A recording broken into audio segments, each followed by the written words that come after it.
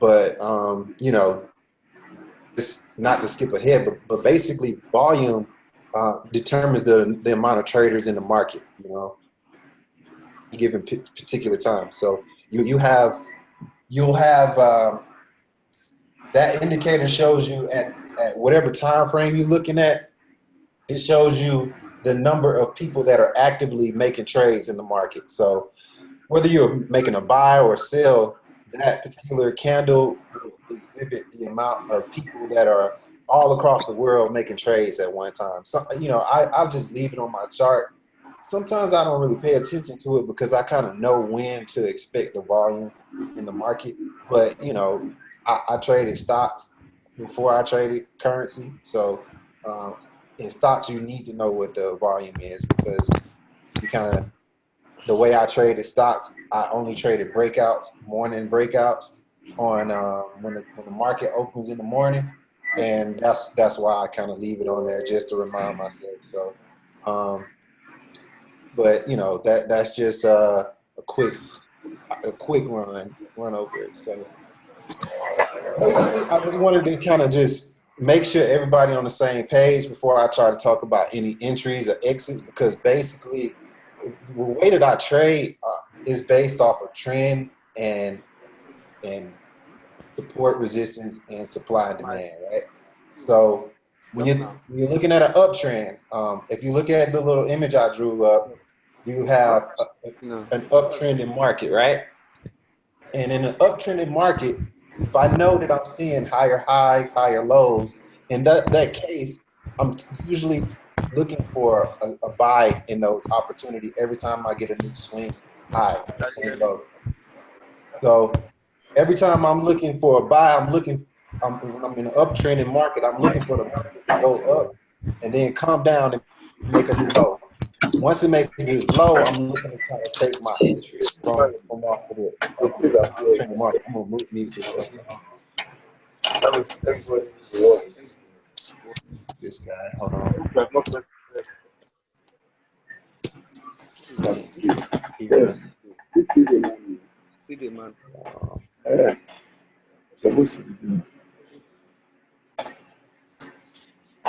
me find this person real quick. Hold on. Okay. Yes, everybody. I'm just gonna mute everybody. And you know, if you got a question, just unmute yourself, and then you know, I'll go ahead and answer. But anyway, so I'm usually looking for an uptrending market. I'm looking for buys. But before I take a buy, I'm not just buying it as it's going up, as it's moving. I'm looking for it to make a new swing low, looking for the rejection of price here at this area to take a buy here. Same thing here. I would be looking for an entry here. If I'm in an uptrend. If I'm in a downtrend, I'm looking for it to make a lower high here to take an entry here and then here. Because in this particular case, I know that I've gotten a pullback or retracement, whichever you like to call it. And in those particular time frames, when I'm getting a pullback or retracement, I can usually tell what the extension of that particular pullback will be. You can use Fibonacci. You can use the Fibonacci tool, or you can just look for rejection. Like once you start seeing a lot of wicks in a particular area after price has moved up and then move down, you'll see price move up and then you'll see price move down. Once you start seeing rejection here, a lot of wicks in this area right here. Let me see. I'll show you some examples on the regular chart. You want to look for rejection in this area right here. And then that's where you want to try to take your position to take a trade. If you want to take an entry for a buy. Again, if I'm looking for a sell, I'm looking for the market to swing up before I take the market down. So I want the market to swing down, to impulse downward, and then swing up to take my entry. And I'm looking for rejection in this area before I take the entry. And me taking my entry, a lot of times I use the lower time frames to take my entry. So I'm looking at the charts from a higher time frame, from a 1 hour or a 4 hour or a daily time frame to see where the market's actually going, but I'm looking to take my entries based off of a lower time frame entry. And there's, you know, of course, there's types of direction the market can be going. It can be an uptrend, downtrend, or consolidate, where you're not getting any more higher highs or higher lows. The market's just kind of bouncing around through a particular area, right? And in that particular area, you can trade those, that particular area of consolidation, but it's kind of not recommended mostly. But if you do decide to, I recommend using the lower time frame to take an entry from the top of this consolidation area to the bottom, and then vice versa, take an entry from the bottom of the consolidation area to the top of the, and that's kind of how you want to trade between a consolidating market. And then moving on, the two things that I look at when I'm looking for taking trades. I'm looking for supply and demand areas, right? And supply and demand areas are areas where prices came up or come down and is completely rejected that area and reversed in the opposite direction. So once I see like areas like this, that where prices came down from, and we got rejection here. Let's just say this was coming down from a different area, and we got rejection here.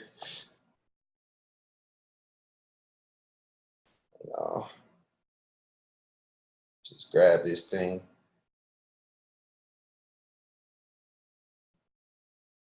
Just delete it.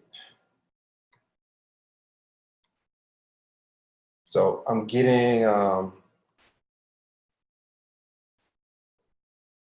lot of rejection here in this area. I know this is a key supply zone. Like this area has seen price turn around and reverse to the opposite direction several times here. And you can notice that every time it comes down here, it just shoots back up in the opposite direction. And then once it actually got to this area, it's touched this area at least 3 times. We know we got this third touch, we had a breakout.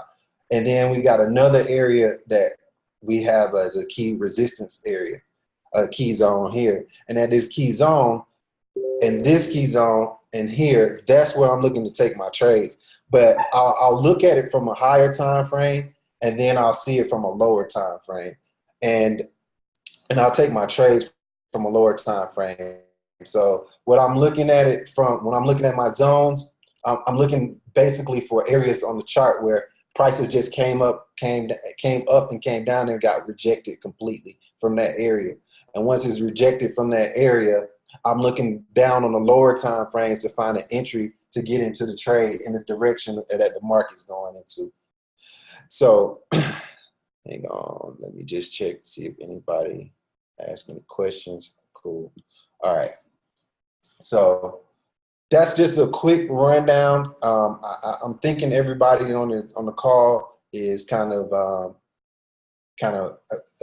aware of these particular aspects of the market. So I'm just going to go into how I'm looking at my entries, right? So I use a couple of things when I mark up my chart. Let me switch screens.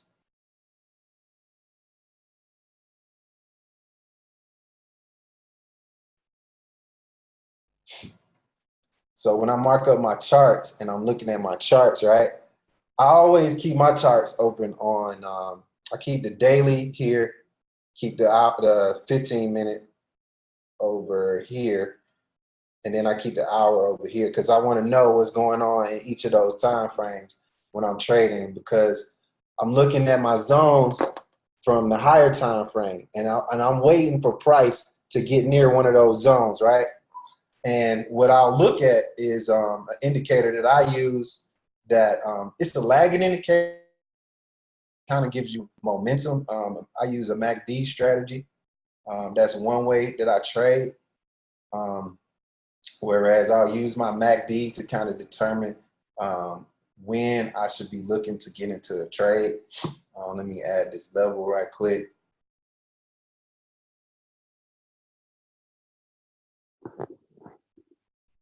Okay, And let me change the color on it.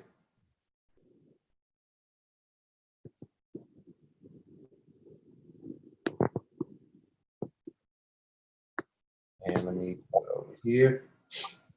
And my 1 hour window.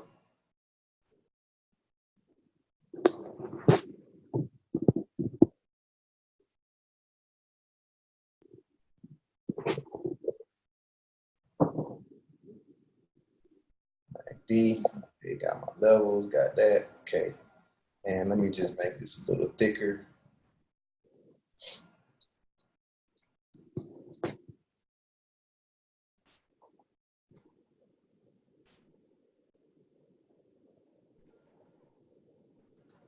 So when I'm using the MACD to set up my trades, the most important level that I'm considering is the 0 level. So when I add that 0 level, that's telling me the swings of the market, right?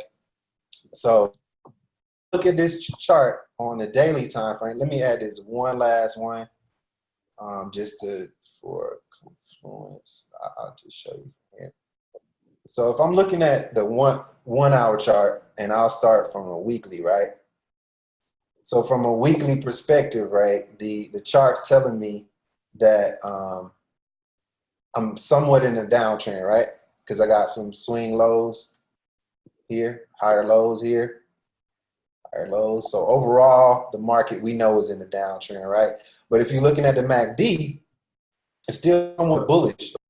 It's still showing a bullish trend, right? So I'm seeing that all of my trading is happening above the 0 level on the MACD. So for the moment, for a short term, I could consider buying or selling this, but that would cause for me to jump down to the lower time frame. So in this particular case, right now I got a swing low that's pushing up to pull back to this trend line right here.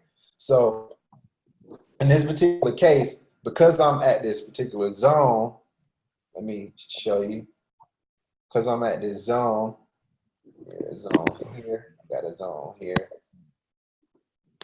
And then I got another zone here, right? And the market's basically trading in between this zone on the higher time frame, right? And we got some support and resistance in here somewhere. We got some support right here. Got a little support right here, resistance up here. Then we got some little support down here. And we probably, once we get to the lower time frame, we probably got some more that we can add on. But that's how I start my markups. Like I mark up from the weekly, jump down to the daily. Again, now from the weekly, I just turned bearish over here on the weekly, right? Because my MACD crossed my 0 right here. My MACD crossed over here. Insert shape. So we got a cross, MACD cross right here. And you can see, hang on, where in the heck? You can see that the MACD crosses over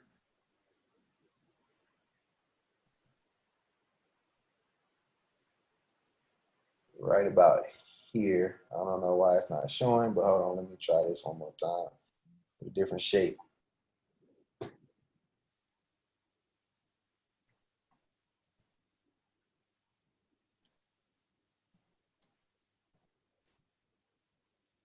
Okay, so right about here, I got a cross from a positive trend, a bearish trend, to a negative trend right here. However, I got a pullback. This turned out to be a pullback. So I know this area for the weekly, right?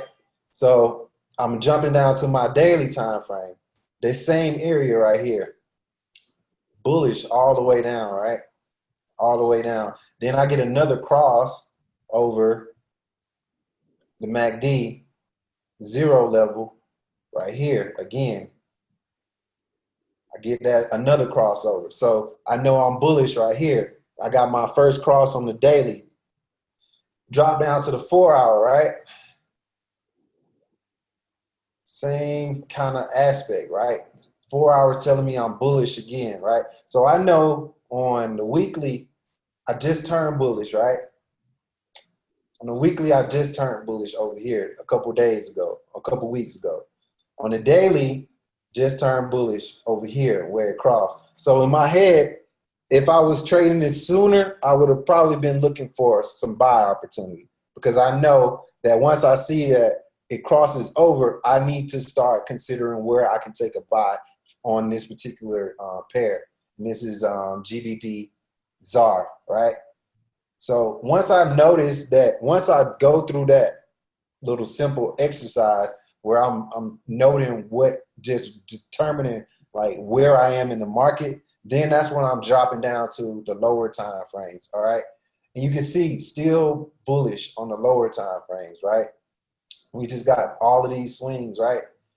Still bullish. So we bullish on the daily, we're bearish on the weekly, we're starting to turn bearish, we turning bearish on the weekly right here, but we're still hanging on that MACD 0 level. So we could swing both ways, but because we're kind of consolidating right now, you'll see this red indicator. Let me make that a little clearer. Let me make that a little darker. You'll see that you'll see that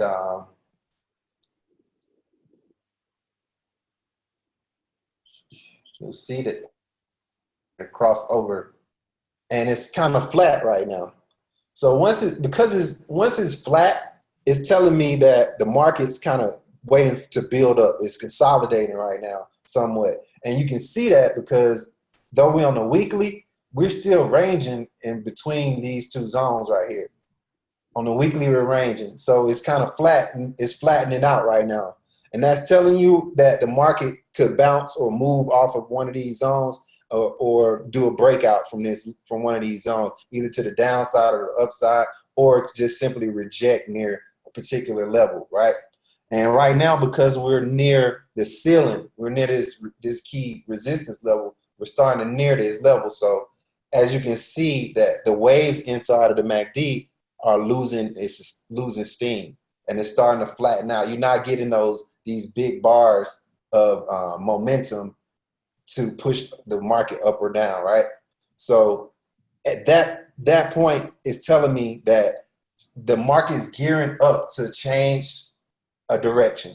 The market is gearing up on a weekly time frame to change direction, because not only we're near a key support resistance level right here, this green dotted line, we're also near this key zone right here. So we know that we've lost momentum to the upside because we're not getting these huge swings, and this red indicator level line is almost flat on the 0. Again, now we drop down to the daily. We had a push up from here, from a low, a crossover right here, and then we look to take our entries. If we were looking at this, we could look to take, if we were taking like a swing trader, we could look to take entries over here. After we seen this move up, we get our first pullback right here once it crosses 0 level, and I'm looking right here for this rejection, for this week to jump in the trade right here, and I would take this trade from this particular point up here and just let it ride, right? Or if I'm looking at this extended, I know I'm near this low, I know I got rejection down here, or I can take it from this extended, the extended indicator, and I can see that I got this rejection and take it from there. I usually take the second one, only because I know at this point that I have the move up already. That's kind of the breakout retest concept, you know. And now I'm just looking for a new swing low to take the entry. If I'm actively in the market and I see this move, I'll take it from here. But this is more so for people who like don't have a lot of time just chilling in the market. So once I'm actually ready to take my trades, I'm taking it from the hour, and I'm also taking it from the 15-minute, right? So again, I'm confirming on the 1 hour where I am, right? I got another cross on the 1 hour right here, the 0 cross right here. And I can take it from this extension because again, I'm down here near a low. near a low down here, and I know that the market can push up from here already. But then I have my crossover and then my pullback. This is where I would be looking for my entry over here to take my entry. Once I get this wick rejection in this area, then I got another entry I could take as well, immediately following it right here.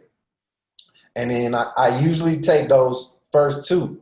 If it's really, if it's a particular, sometimes depending on the time of day that it is, I'll take the third one. If I know I'm near a market opening and it's already got bullish momentum, and I see that I can take that, but I'm only gonna take it from the 15 minutes. So once I get this, once I go over each of those higher time frames, I'm dropping down to the lower time frame and I'm taking my entries from here. So this is where it would actually look like when I take my entries right here from the 15 minute.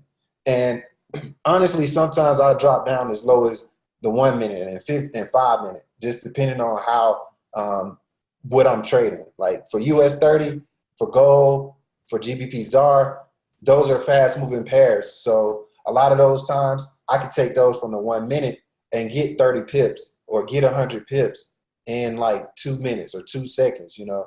And so a lot of times it's not really important for me to go from the 15 minute, you know.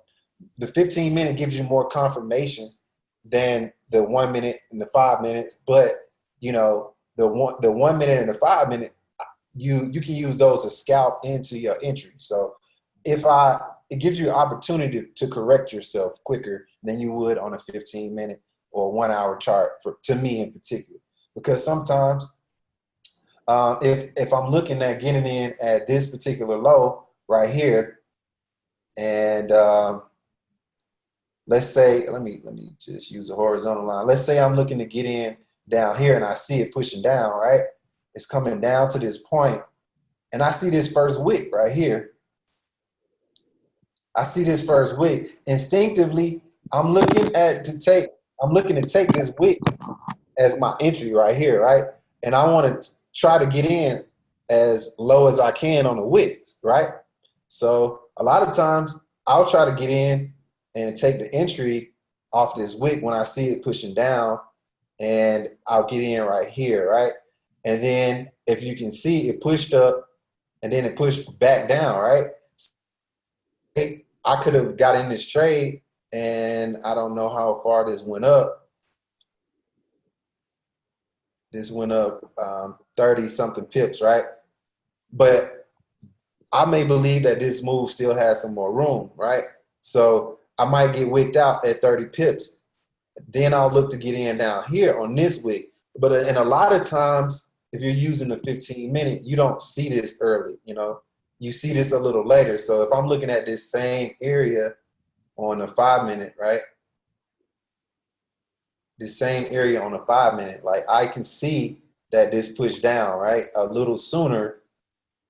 I can see this push down right here a lot sooner than I would have been able to see it on a 15 minute. And then I also can see that this failed, and I could have either exited my trade here or broke even here, but I still have the opportunity to get in to this trade here. If I'm seeing that I get this wick rejection at the bottom. If I'm looking at this from the 15 minute or the 1 hour, you may get a lot of drawdown, because taking this from the 1 hour, it'll look a little different from this.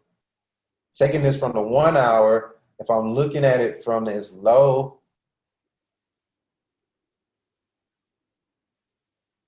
and I got in here, right? Let's say I use this particular candle right here as my entry, because you know, you see the candle wick, and then you want to wait for the next entry to come in. Look at the amount of drawdown I would have had, you know. If I'm using like a 30 pip stop, I actually got wicked out, you know. I got wicked out of this trade because I wouldn't have seen this move happening sooner. So let me move this out of the way. So if I'm looking at this compared to compared to me taking it from the 5 minute and the 1 hour, you can see a big difference. Like if I had a 30-point, like I said, if I had a 30-point stop loss, I'm out of this trade right here already, and I'm wicked out. I'm negative 30 pips all, without even having the trade go in the direction that I thought it was gonna go.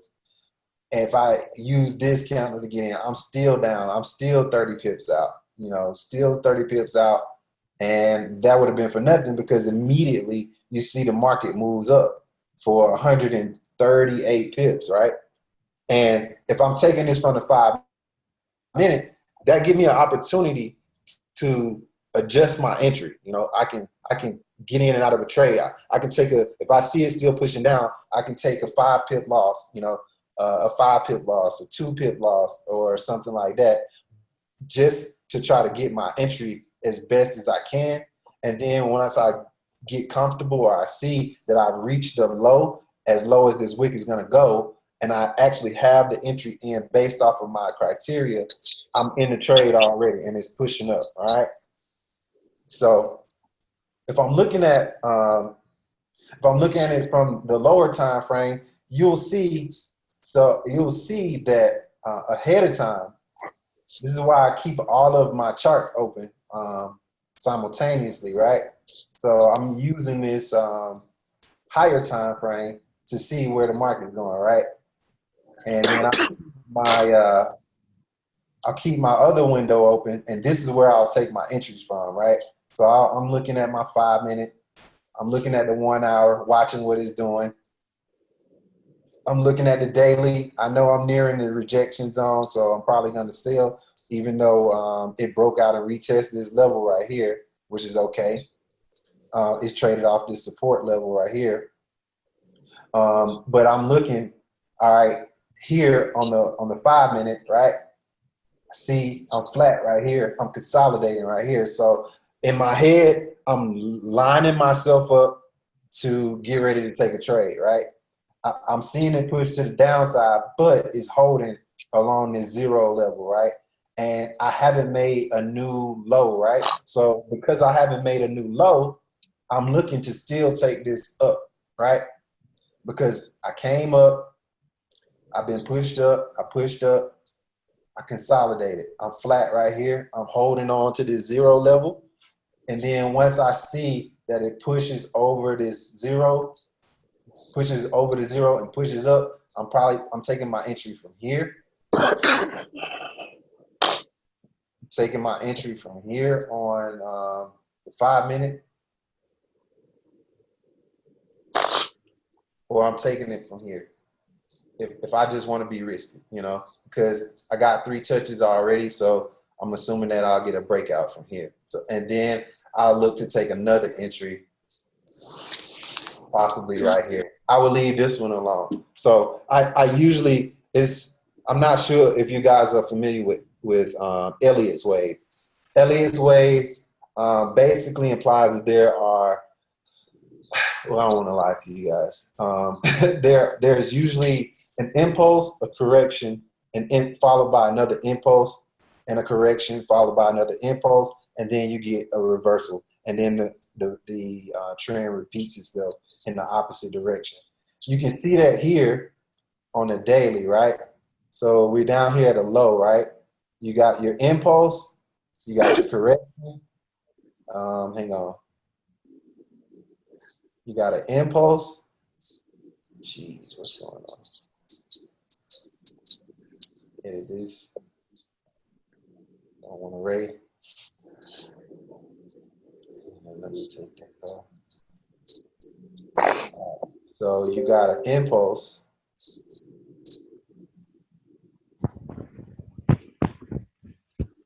And let me choose another so you can see it better. So you got your impulse, your first move up. You got another impulse here, but before you got that impulse, you got a correction to the downside, right? And you can kind of cut this one in half. This is your next impulse right here. You got another correction right here. and then you got the final move up, right? Hang on, you got your final move here to the other side, right here. And now you got a reversal, and it basically repeated itself, right? You got to move down, you got a impulse here. This impulse wasn't as clean as these over here, but it's the same concept though. It kind of consolidated in this area right here. Consolidated here. If the completed right here, you got to move down. You got your move down. You got another impulse right here.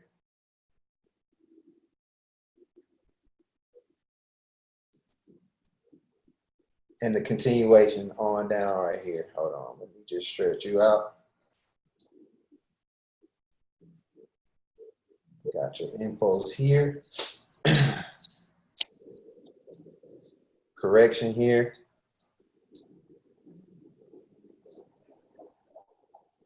Impulse here. And then you got the completion of the Elliot wave coming down here to return right back where it came from, right? So you're seeing that it's just basically repeating itself.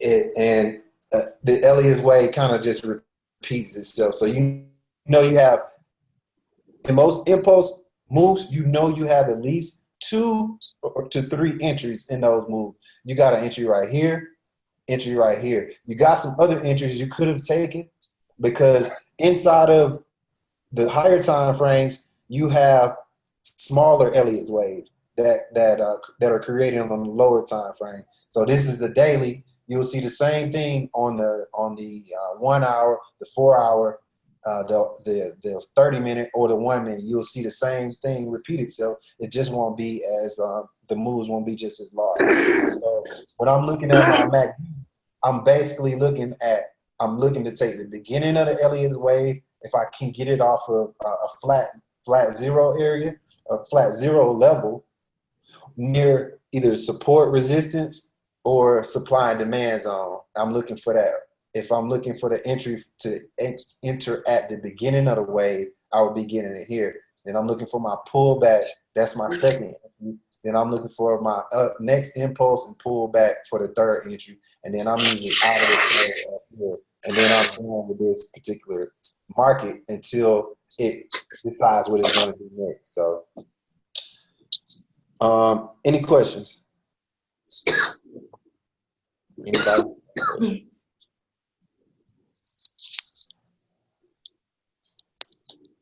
Ebony, Jamal, y'all got any questions? I know you mentioned you wanted me to go over this in the first place.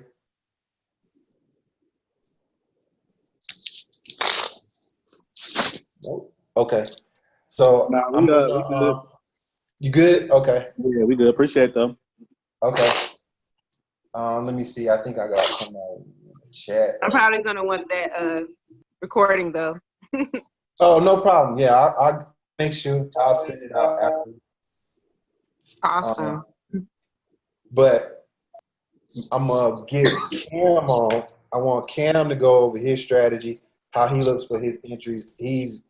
Cam has turned into a beast. Like, I remember when Cam was just talking about trading, and then like 2 weeks later, it seemed like this dude was racking up like $50, $100 trades. So I'm about to steal some of his sauce because I want to add that to what I do.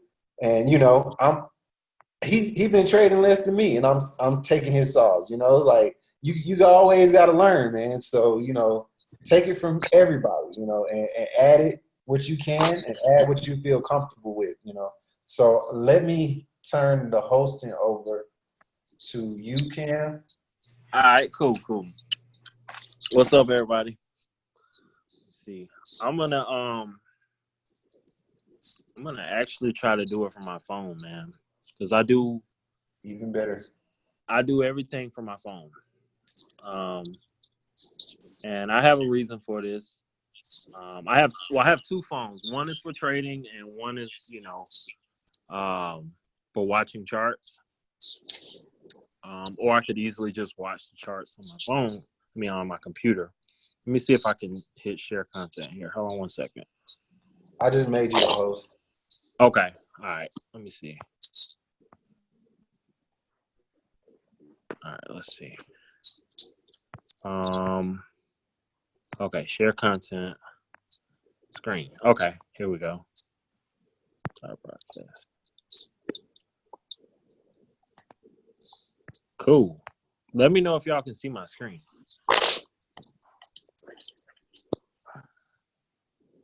Can y'all see my screen? Not yet.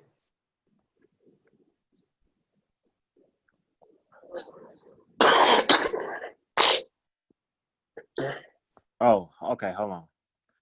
All right, hold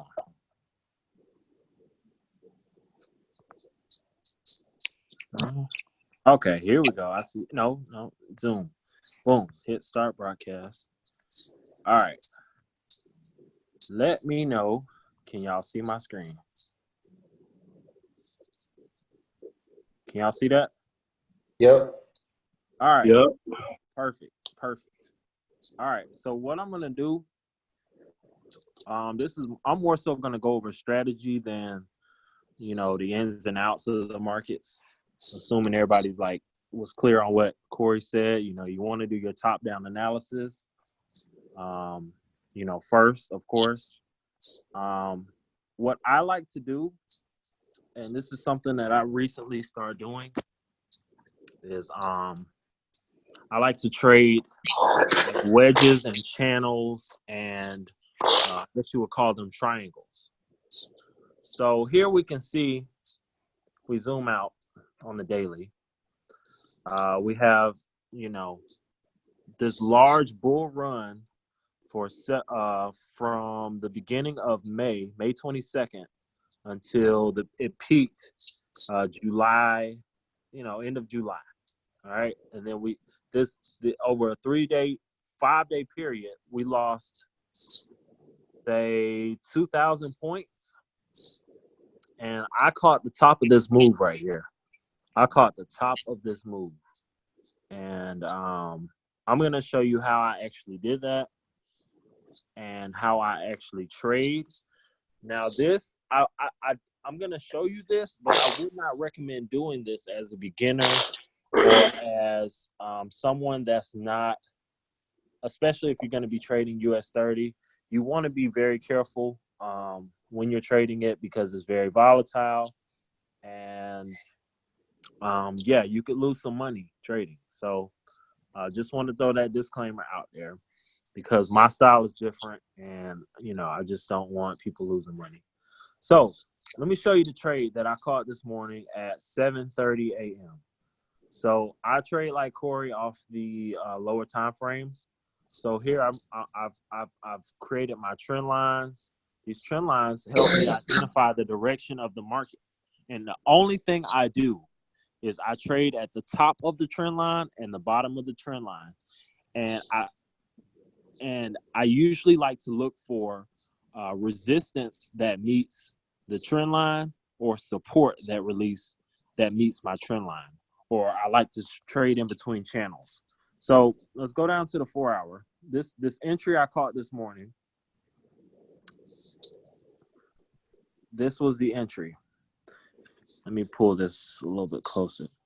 And this is, what I like to do. If you look at this trend line, you have a perfect touch right up here, right there. Hold on, let me move. Perfect touch. And that trend line came all the way down, and I saw that it was coming near where price was. And what did price do? It rejected right there.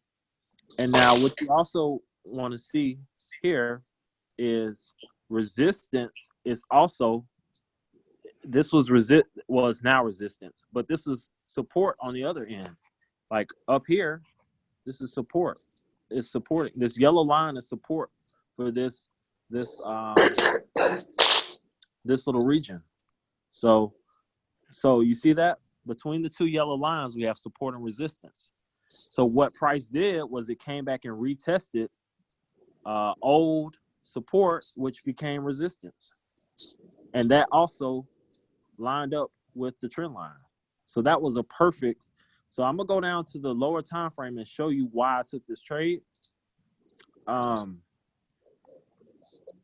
So actually, I'm gonna look at the 5 minute here. Now,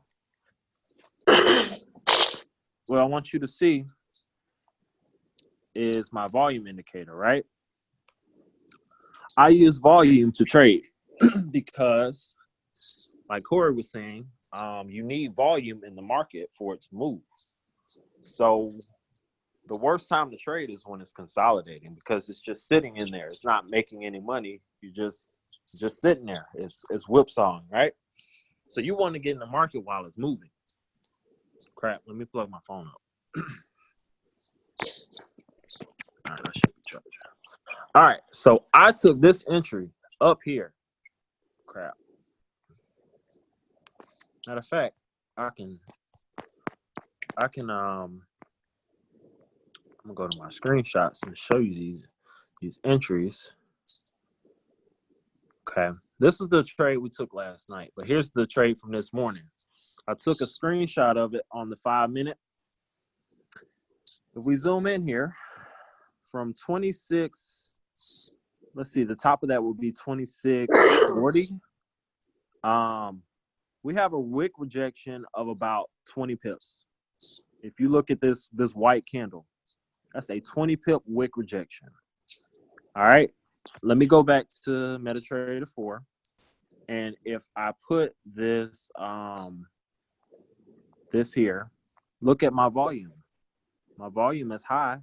It's at my level. You see that white line, the level I have here? It's at my level.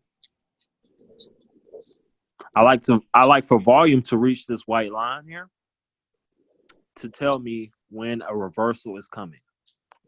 Okay, and this happened at exactly 7:30. I entered at exactly 7:30 a.m. Okay. So what happened after that? Well, first of all, what led up to that was, okay, we see all this bullish momentum here. All this bullish momentum.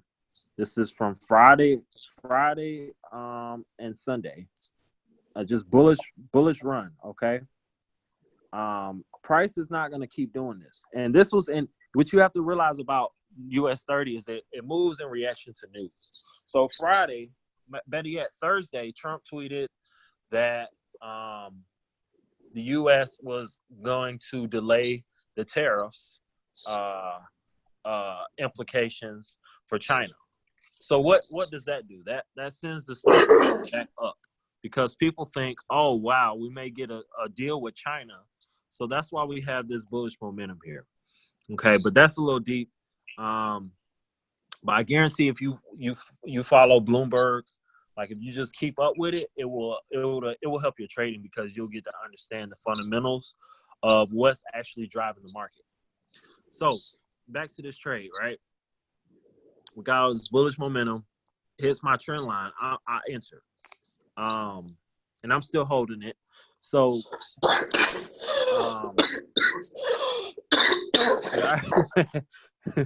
what I like to do, right, when I'm trading, this is what I like to do.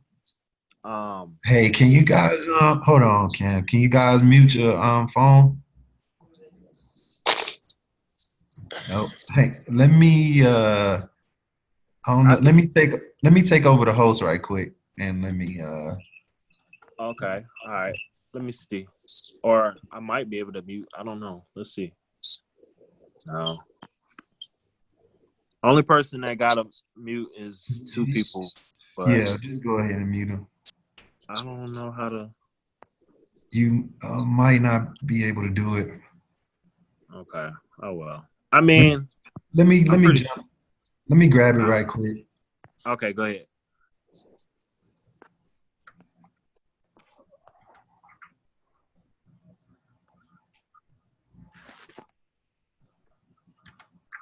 Because it's recording, and I want to kind of keep that stuff over there. Yeah, that makes sense. Okay. All right, you should have it now. All right. Let me switch back. Cool. All right.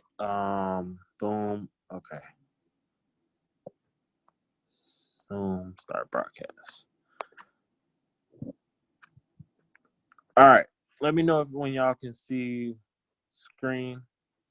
I'm going to.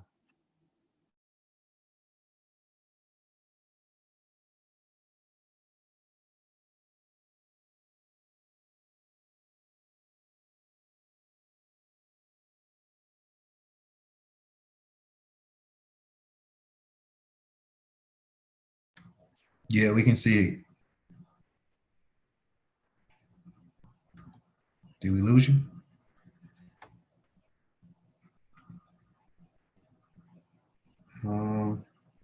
Did we lose you? let me see if we lost him right quick.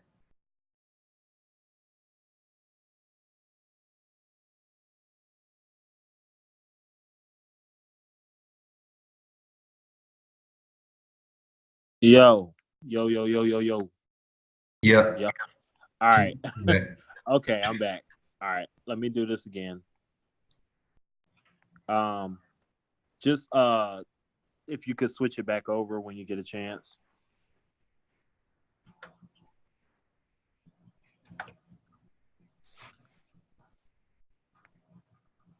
All right. Cool. Oh, wait. Oh, wait. It says you cannot share while the other person is sharing. You get. I think you're sharing on your other phone too? Nah. Let me quit. I'm gonna leave and then come back. Okay. All right. Let me reclaim it. All right.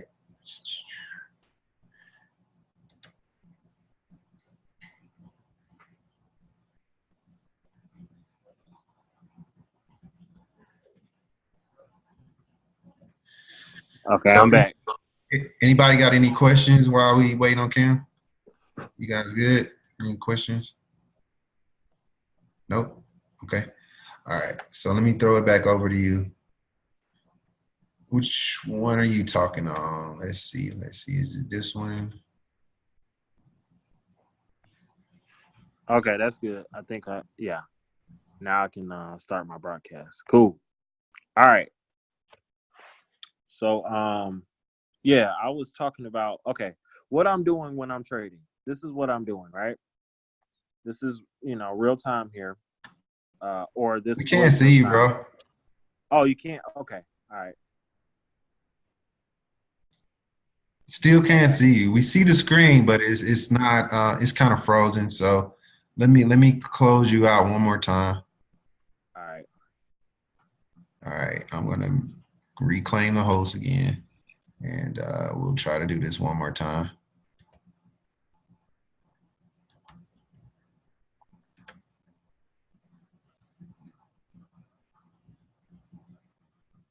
Okay, you're hosting now. All right. Let's see. Let's go back to Zoom and hit start broadcast. Share screen. Start broadcast. All right. Let me know if y'all can see. Can y'all see my screen or no?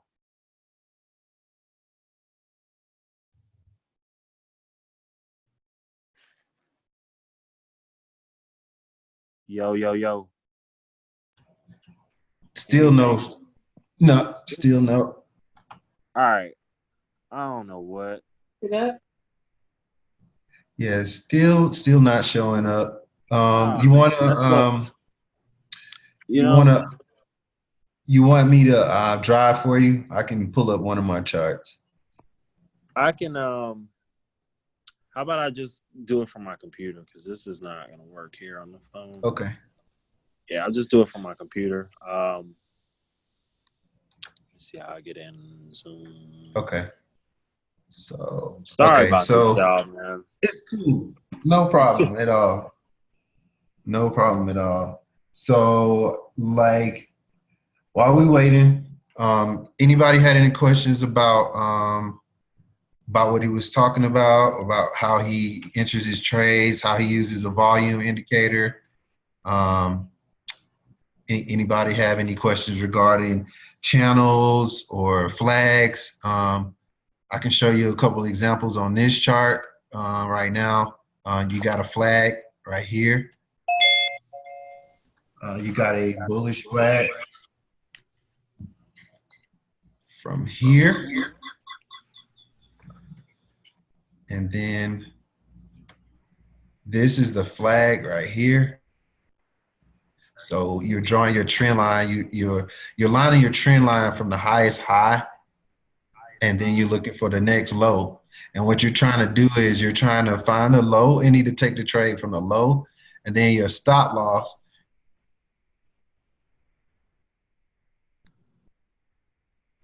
And then you can use your entry here. There are a couple of entries you could take if you're trading with a flag. You can take the entry from here, or you can take it at the breakout of it. And the last entry you can take out is the break of the high. So you got 3 opportunities to enter the trade. You can enter it right here at the low. Once you get the swing low, you can get the break of the trend line, which is here. Once you see the break, once you see it break and close above, you can enter. I'd probably say that this would probably be a better entry right here because it's safer, because you actually see that it broke out from it, and then you can enter on this wick. Or you trade at the high. Once you see that price breaks out of the high of the bull flag, you look for the retest here, or you trade the breakout right here. So you got the breakout candle. You put a buy stop right here, and you trade the breakout to this high right here. Or you wait, instead of taking the breakout, you can take a retest right here. You can see this is probably a better entry on the lower time frame. You can take this breakout entry right here, the retest entry right here. You have a little drawdown, but ultimately your goal would probably be to make it to this zone right here, to have it push up right here. And that would complete the flag, actually, if you take the trade up from here. So you got this point to this high. Here's your swing low right here. Like I mentioned the last time, that's your swing low right there. Once you get your swing low, you trade the impulse to the next high, or you trade it to this high. And again, you got that same Elliot pattern that's in this trade right here. You got a impulse move, swing low, a pullback, and that's where you want to take your entry. You got the entry opportunity at the low. You can trade either the trade. You can trade the low for the entry. You can trade the trend line break, or you can trade the break of the high. And either one of those are good entries. The one that has the least pullback is the swing low at this area, and then at the retest right here at this area. A lot of times, if you try to trade the breakout, or you get in at the retest, you will probably have a little drawdown on those entries, because you're breaking through a zone at that point, or breaking through a level at that point. So if you can get in right here, trade the break of the trend line. That break of the trend line is usually another way to get in without as much drawdown as well. And then you keep your stop loss below the lowest low, or around the next area of structure. Like you can bury it inside of here, and that way you can keep yourself from getting wicked out of the trade for too soon. You know, you might have something drop all the way down here. You never know how low this swing low is gonna go. Like it stopped right here, but it could have came all the way down here. And if you got it buried here, this keeps you out of trouble from getting stopped out of your trade for a loss for no reason, when it essentially went in the direction that you were trying to get it to go. And then once you're in the trade, you can just move this up while you're trading, either manually, or you can just put in a trailing stop, and just as price goes up, I'm reducing my risk. I'm reducing my risk. I'm reducing my risk. I'm in the trade right here, and I'm just break even, or I got a little small win if it comes back down. So you good, Cam? Yeah, I'm good. I'm good. All right, I'm back over to you. All right, let me see how I can switch over here. Let me. I think you still hosting. Okay. Hang on. No, you're not. Let me claim it and throw it over to you. All right. Oh God. All right, you saw on you. Okay. I'm just trying to log into my freaking Facebook now so that I can get on Zoom. Crap. All right, this is. I hate that I'm unprepared sometimes, man. All right, hold on. I'm logging in. No.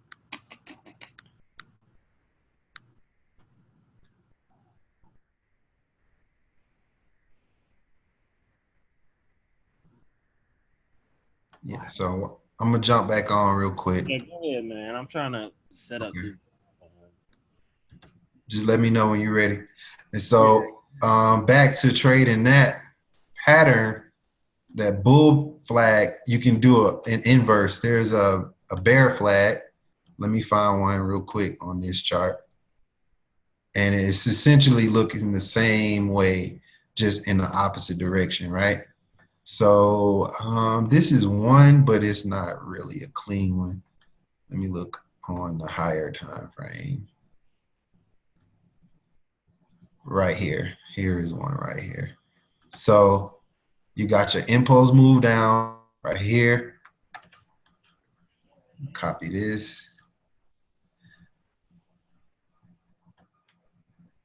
Got your impulse move down here, right? And now you got your flag again, right? So your flag looks like this. You got resistance here. That's the top of your flag. Because you're in a downtrend, you're looking for only sales at this point. Then you have your trend line right here. And there's your flag pattern right here, right? This is your bear flag, right? So when you're trading that bear flag, same things apply, just in the opposite directions, right? So I'm looking my stop loss.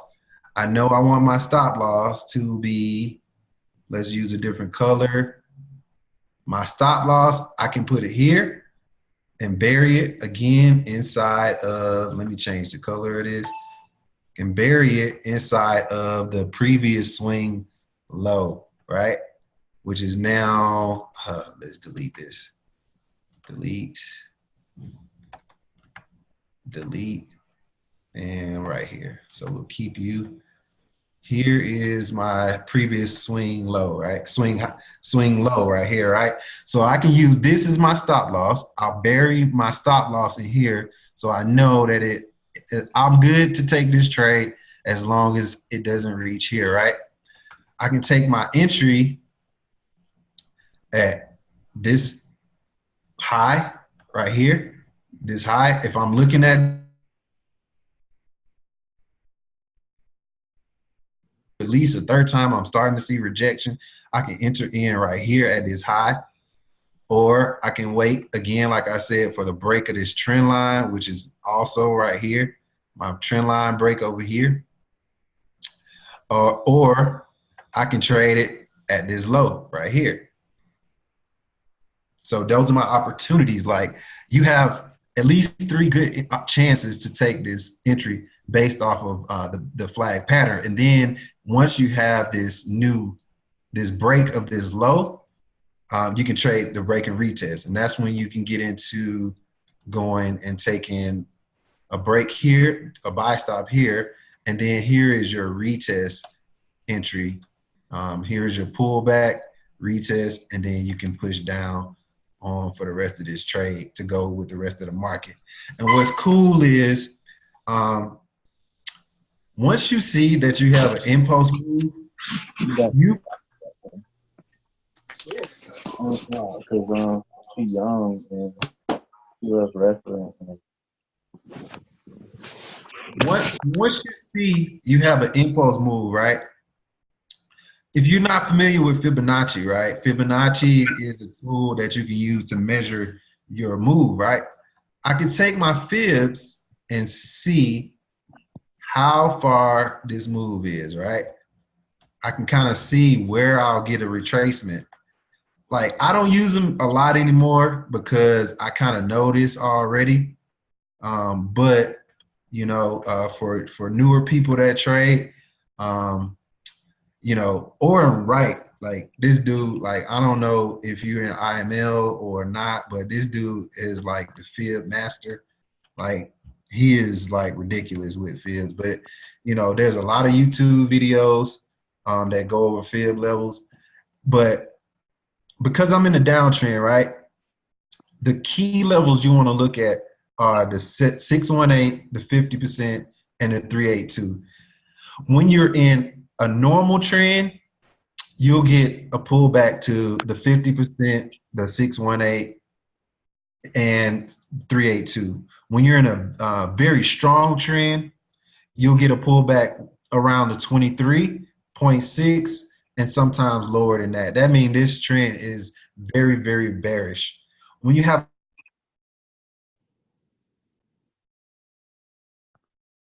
and I'll go ahead and add it right quick. I won't add all of them, but just one in particular, 786. The 786 level defines another level. It's right around here. Let me move this out of the way. And it's actually being covered up by this ask price. Let me see if I can stretch it so you can see it. All right, never mind. So let's just say, just because I noticed 718 is rough.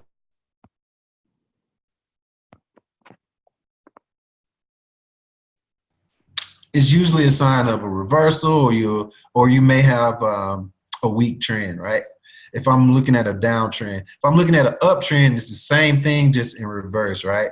So I'm looking at this trade, and I can see that this impulse move, this pullback to the 23, completes that move, and then I start a new trend, right? If I were to take this trend line, this trend line right here, which is the impulse move of the move that happened here, in most cases, I can take a measured move in the same direction for another trade, right? So this move, I know I can pretty much expect the same exact movement, right? You see, I just copied this, and if you look at the chart, it basically did the same move. So this move right here, this is sometimes how I get what my take profits will be. Like I'll take it, and if I got a measured move that came up, I know I can say, all right, this was because we're on the 4 hour. We're looking at a larger pip, but let's just say this is 93 pips right here, right? As soon as I get a pullback and entry to continue, I should expect a pullback and another impulse move roughly about the same price, right? So if I take it and I measure it, right, from pullback to impulse, right, I come back down, I got basically right here 76, and if I want to take it all the way down, I got the whole 93 right here. So that's kind of how you can try to like set up how far or how your trade is going to be, your take profits. You know that if you take this move, I know I should at least get this same exact move, right? Measured moves. Really good to start looking at when you're like an early trader.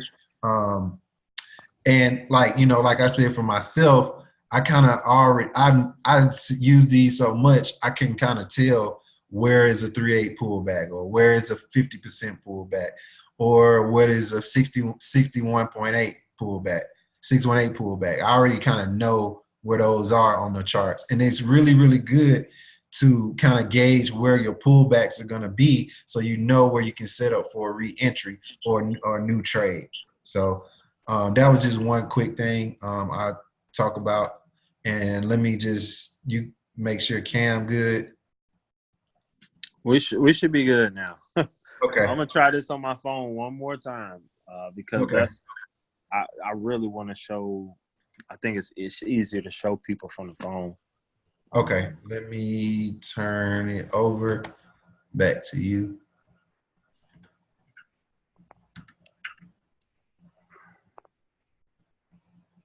All right, let's try this. All right, can y'all hear me? Can y'all see me? Not yet, but let me make you the Okay, host. hold on. And now you're the host. Now you're the host. Okay, all right, here we go. Zoom, start broadcast. It says that we are now sharing my screen. Okay. Yes. Yes, it's working. All right. It's working, right? Can y'all see this? Yo. Yo, can y'all hear me? Nope, still seeing a blank screen right now. Damn. Okay, hold on. It's loading.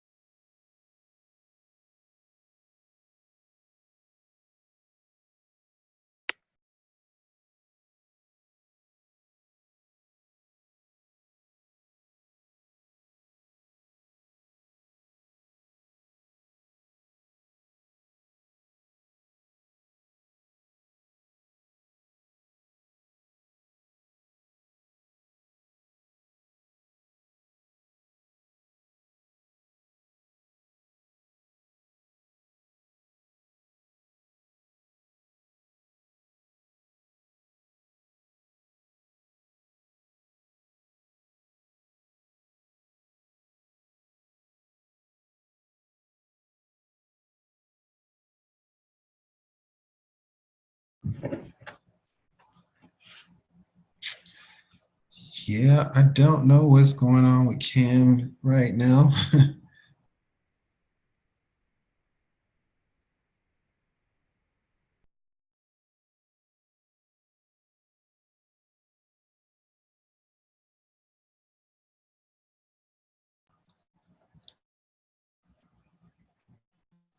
Hello. We can hear you, just can't see you. I'm so sorry. I turned my phone off and back on. So, all right, we're gonna try this one last time. If it don't work, I just give up. Okay. So, we should screen broadcast. Start broadcast. Microphone on. It says that I'm broadcasting.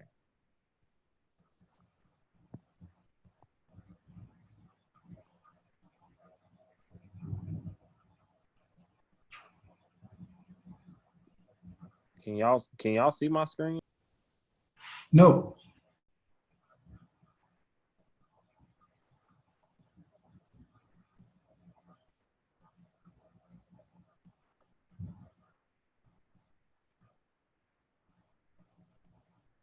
Figured out how to do it. It says I'm sharing my screen. Yeah, you're good now. Oh my God. Finally. God. All right. What I'm gonna just do, I'm gonna just show y'all some of my entries that I screenshot all my entries so I can go back and look at them and like get better. So I'm gonna just show y'all again this entry that I took this morning that was off the trend line. We had a wick rejection here. That went for like 120 pips. This is another thing that I like to do with my trend lines. So here we have a main trend line, and then below that I created another trend line. It's supposed to touch, but ideally what I'm looking for is to trap price between those two zones. Where I have my yellow lines is where my target for entry, and sure enough, that 26 close to 26,080, it actually went up to 26,100 is where I got in.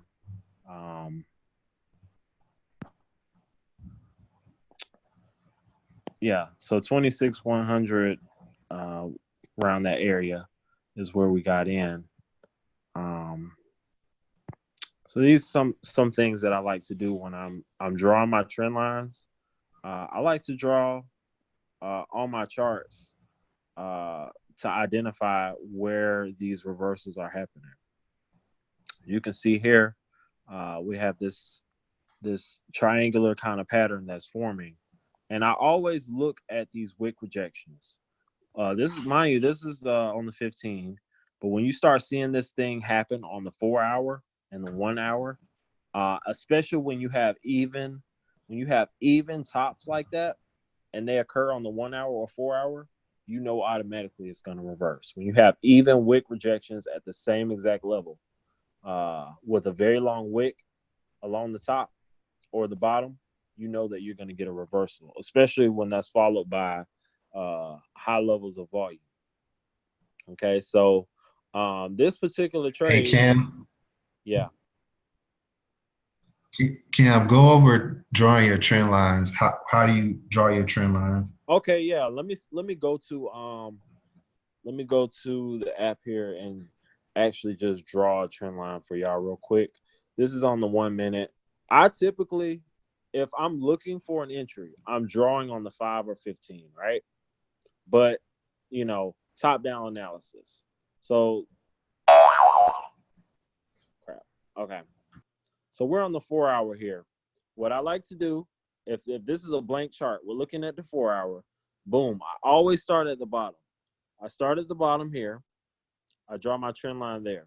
And then I start at the top and I draw my trend line there. I always create a wedge-like pattern. Always. And then from there, I like to create inner trend lines if I can, or look for channels. Channels are my favorite because I can trade them on both sides, and that's usually where I make a lot of money. So just looking off this, we've trapped the price in this wedge. We could say that, right? So we could invest, we could buy at the bottom or sell at the top, right? So going further, we're going to zoom in more and see if we can identify a further trend line. So here, from the top here, we're going to draw a trend line and put that right on top of that. And as you can see, it has been respecting this trend line for some hours. I'll try to get it exact. And what you'll do is you'll wait for this thing to break out of this trend line. Right now, we're at some support. There's some support down here. You can see this on the hourly. We have one rejection here, two. You got two pretty good wick rejections off that bottom level here. And then if you were to scroll over on the 4 hour, I mean, we got some, this is like some strong support here. Believe it or not. See all these wick rejections, but this is some strong support. So ideally what I'm looking for gold to do right now is come back to this yellow line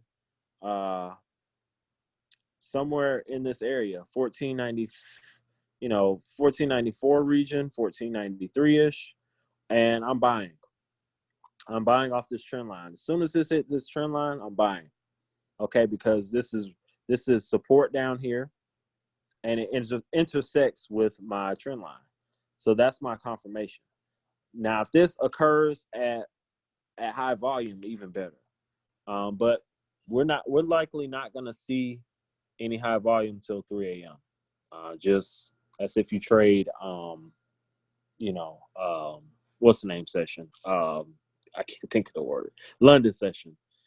Then, you'll see high volume at 3 a.m., but I'm sleeping through that.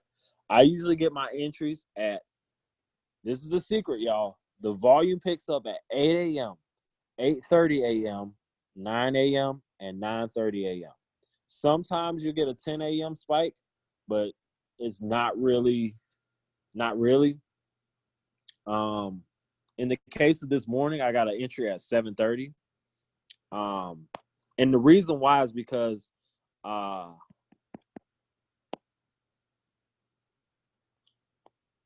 see if I can find it. Yeah, I got this entry at 7:30 a.m. On Monday, you can do that because the banks have not officially opened yet. So you're not going to see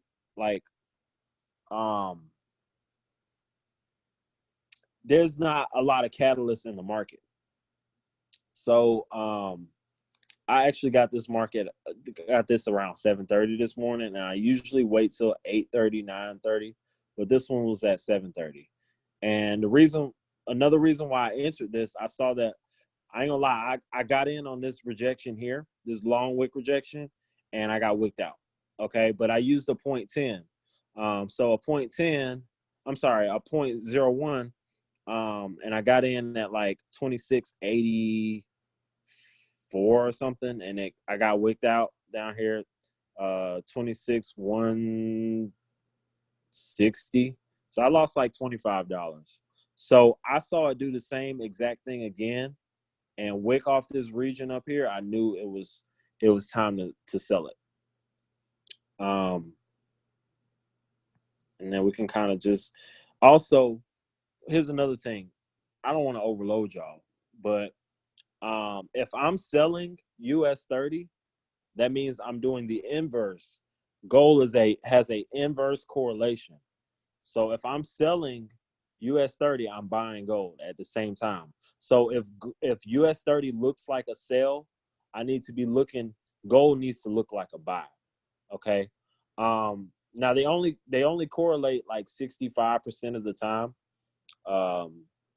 So it's not always like exact, but I would say 75% of the time when I'm trading, crap, can y'all still see my screen? Fuck. Just lost you. Okay, hold on. Let me try to do it again. My screen locked on me. Let me see if I can turn it off. All right. Y'all should be able to see me again. Yeah. Can y'all see me? Okay. Let me turn this screen lock off. Yeah, you good. Okay. How do I turn the screen lock off? Display. Okay. Auto lock is on. 30. Let's do never. Okay. All right. I forgot what I was talking about. But inverse correlations. Gold is the inverse correlation to US 30s. They have a 65%. So I usually like to look for, when I'm looking for sales on US 30, I'm looking for buys. So this particular, when I sold US 30, right here, I bought gold. And see, this was about 40 pips in profit. And what I like to do is I always put my stop loss above my entry as soon as it goes in profit. Stop loss at break even, or at least 1 pip in profit, because if it comes back and retraces, it covers your commissions, and it covers like if you have slippage, which is like when it doesn't exactly hit your stop loss at where you say you wanted to hit. So always put your stop loss in profit if you can, when your entry is in profit. So here's what I like to do with my trend lines. I like to create channels. Sometimes it's lower and upper channels, and then sometimes it's just a singular channel. This is a trend line here. Ideally, I would get entries. If I'm getting pullback entries, I would buy again here, and then I will wait for it to touch my trend line, and then buy again. As long as it's still creating higher highs and higher higher lows and higher highs. As long as it's still creating that and the trend has not changed. But see, we have these. I tell you about those even. This is a 5-minute, but when you see those even wick rejections at the top, you want to be mindful of that, because that's telling you that the trend is changing. When you start having, that's like almost even. If you look at that, those wick rejections at the top, it's sort of even. And what happened was gold started selling off. Gold came back and retested 1493 again, and I bought again. So yeah, this is that US 30, that trend line here. See, this thing went from 26,233 all the way down to 26,092. But I had faith in this move. The thing is, I know we're in a seller's market with US 30, but there's some manipulation going on with Trump and the US wanting to keep this thing kind of afloat, because the stock market is on the line. But I feel like they have to let this thing go down slowly. They can't just let it crash. So I'm looking for shorts on US 30 from here on out until we get a trade deal with China. I'll be looking for short opportunities. So as you can see, we have this pretty much perfect trend line. And I bought again off this wick. This is on the 5. This is on the 15. And it went back down to 26,092. I closed out my second entry, and I'm still holding the sell from up here. So, I couldn't let this one retrace the lower sell. I always close the lower entry first. That goes for any entry I get. Like, here I'm closing the entries that were higher first. Okay, because this lower entry is going to take a lot longer to come back to that.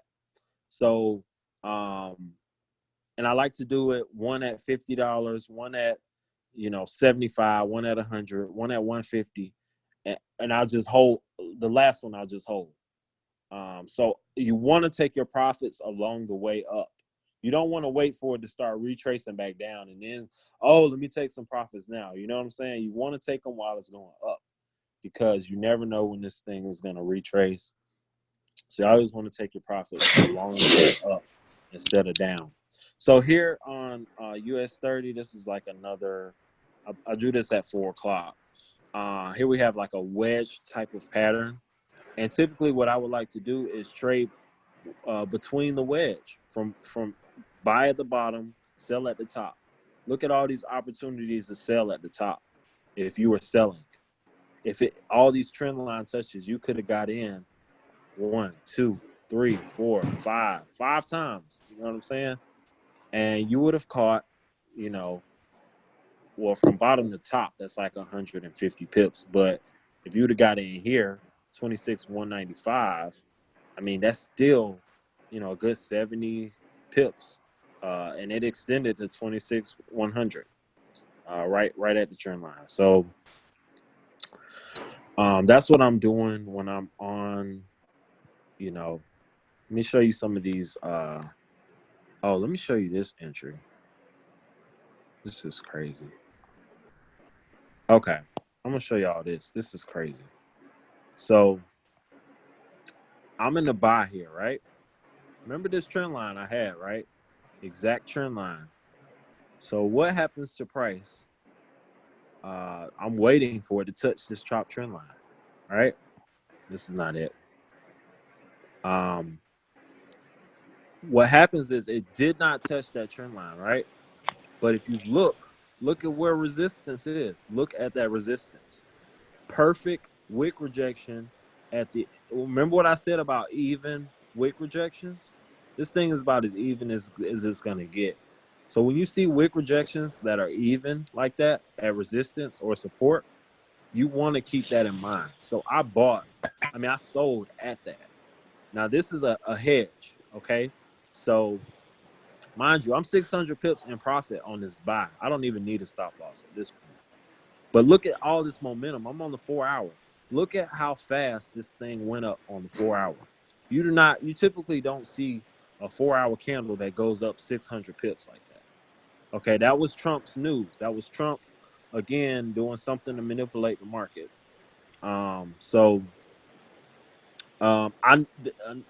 The reason why I entered this trade is because one, okay, we have all this bullish momentum.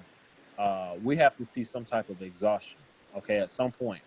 And what happened was, this is at 10:41 a.m. So I probably took this trade at 9:30, 9:45 a.m. I'm always looking for, for one, I go into the market with a bias, but I'm always looking, like I say, to short in this market now. I'm always looking to short in this market. So if I see this thing got a lot of bullish momentum and it wick rejects at 9:30 or 9:45 exactly, I'm getting in. I wish I had the 1 minute chart on this one, but this is a hedge. So the reason why I hedged this position is because I wasn't sure if in fact the bulls were done and the sellers were really going to take control. So on this next entry, I go ahead and put my stop loss in profit, right? I got two of these things. And then boom, this thing dropped 200 points. I got in at the top. I'm still holding my buy. What is this? Close out the buy. Look at this sell. This is like 600, 700 pips in profit now. There's 1,000. It got to 1,000. And then I closed out at 800. It retraced to 800. I closed out. But that's how you get wick entries. Look at that exact top. Like that resistance is an exact top wick rejection. You know what I'm saying?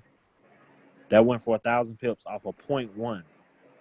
So with $130 in margin on your account, you can make over $1,000. It's crazy with US 30.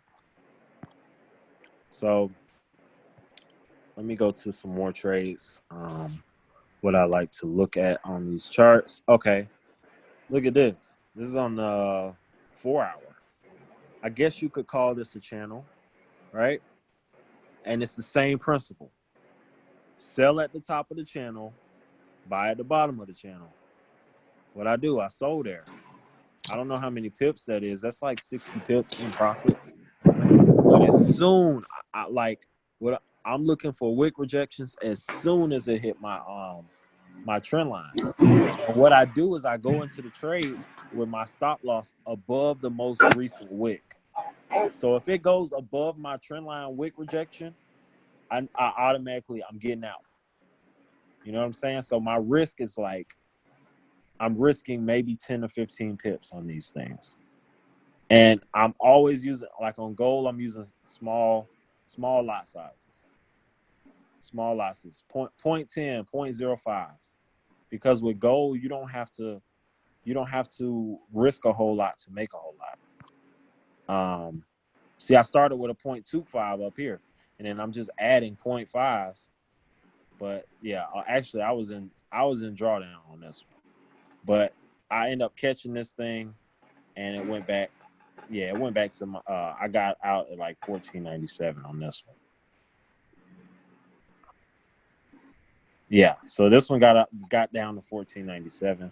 That is 100 pips. And then here we get Got a couple people.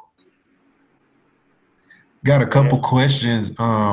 They want to know what those dots are about the parabolic SARs and oh yeah. Okay. the volume indicator. All right, I'm gonna go over that. I'm gonna show that. All right, so these fractals, when you see these arrows, look at this even top here, even wick direction top. Okay, so those arrows tell you that the direction of the market that is the top. Okay, so you're gonna see this on the 1 minute, the 5 minute, the hourly, all time frames is gonna show up. But the only time I would really consider it is on the 15-minute and above, like the 5 and the 1 minute. It doesn't really, you know what I'm saying? It'll show you pullbacks, but it doesn't always like give you exact analysis. But it's just basically saying this is the top. This is the top of the top. Okay, and then the parabolic SARs. If you look at these things, okay. So the parabolic SARs, you see on the bottom here, it's just when it's on the top, it's telling you that this is still momentum is still selling. It's actually more accurate on lower time frames. I just started using this, but basically when it's on top, it's telling you that you're in a seller's market, which is true. Look at this.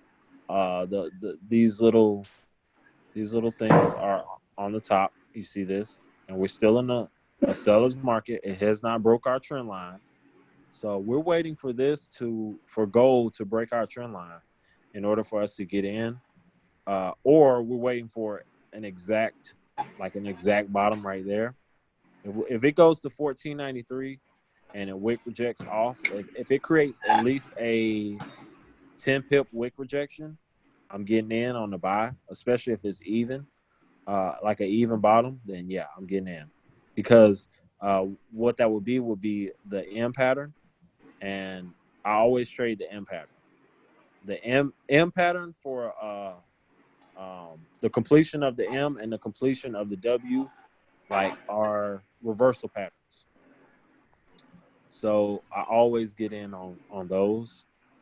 But yeah, parabolics, basically when it's on top, it's telling you you're still in the seller's market. When it's on the bottom, it's telling you that the momentum is changing to buyers. But again, it's not always accurate. So it's just there for extra confirmation for me, honestly. And then the next one, what was your volume levels that you were using?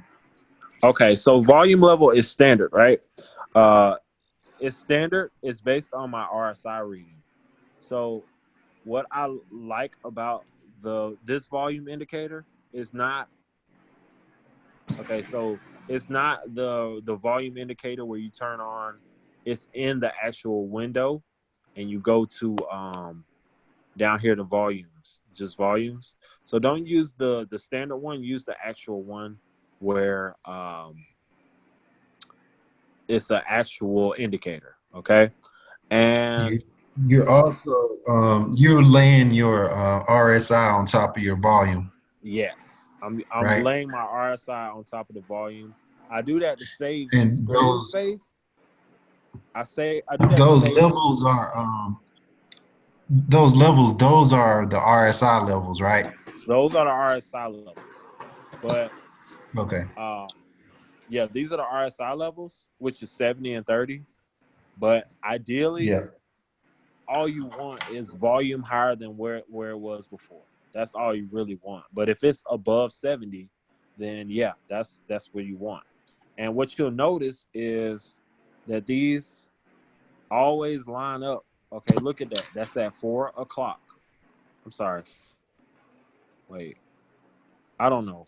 Is that at 4 o'clock? No, that ain't at 4 o'clock because 15 minutes.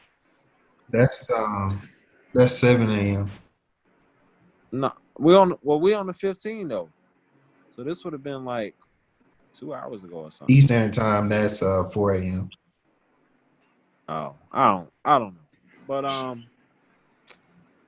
yeah, this volume, you'll just kind of see like where this thing starts picking up. If you go to the 4 hour, you can see the exact time that volume just starts picking up.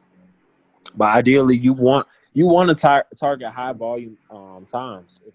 I only trade gold and US 30, and the high volume times are from 8 a.m. to 10:30 a.m.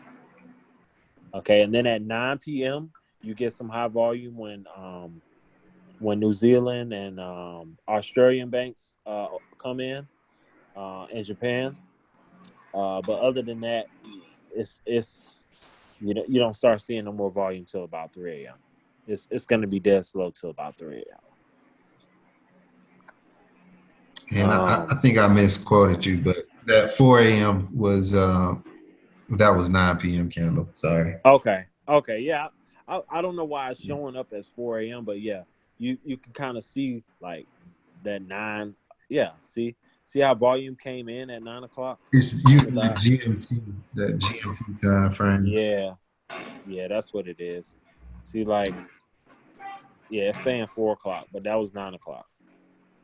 Volume high, and then here again, it's at 1600. So I don't know, but 4 p.m. yeah, I'm sorry, 9 a.m. 9 a.m. Okay, but yeah, man, that's kind of what I do. I'm gonna go back to some more charts, just kind of show y'all what I be drawing and stuff. This is on the 5-minute chart. Look at this. Okay, so the time period. Always notice the time period. It's 9:53 a.m. So that means that 5, 10, 15. I took this trade at 9:30. Look how many pips in profit I am. I'm 110 pips in profit. My stop loss is already in profit. So I'm really up like $250 in a matter of 15, 20 minutes. And I could probably just hold this entry. But I'm telling you, the 9:30 candle, between 9:30 and 9:45, you want to like look for these wick rejections, but only if it's in your bias. You don't want to get into the trade and it's against your bias, unless you're hedging or whatever. But ideally, you want to have your bias. So, and if you look. So this is that entry, but if you look, the reason why I got in this entry, again, even tops. Look at these even tops I'm telling you about.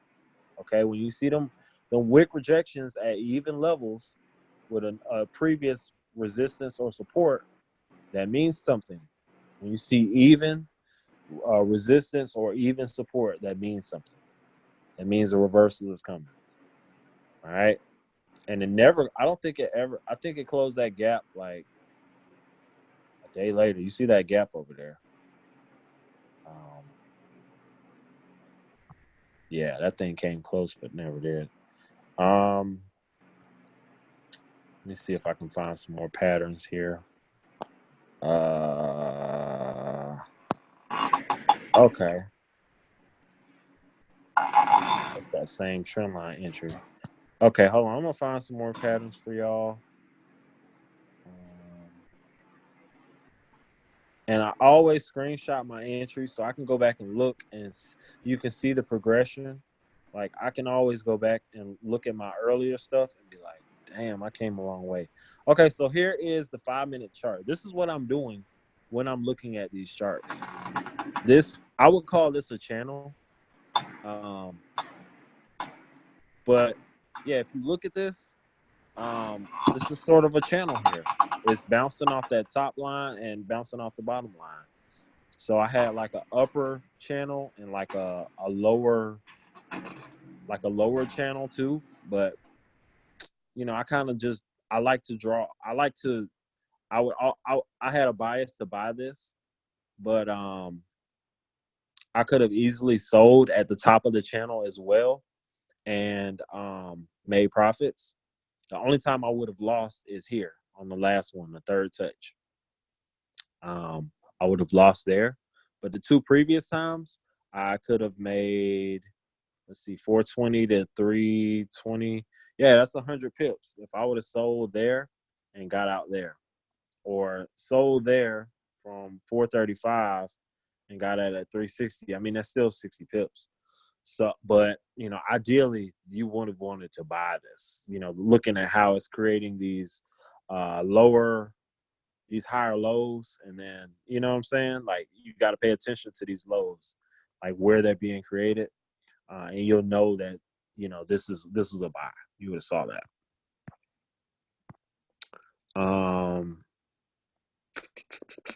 Let's see what else. So this is another channel like thing, you know what I'm saying? I like to draw these. This is a reversal pattern here. When you start seeing and respecting like a trend line going down like this, you know that it's gonna reverse soon. So that was a cool little entry there. Even highs. This is at 1450s. Sort of even highs. Let's see. Can y'all still hear me?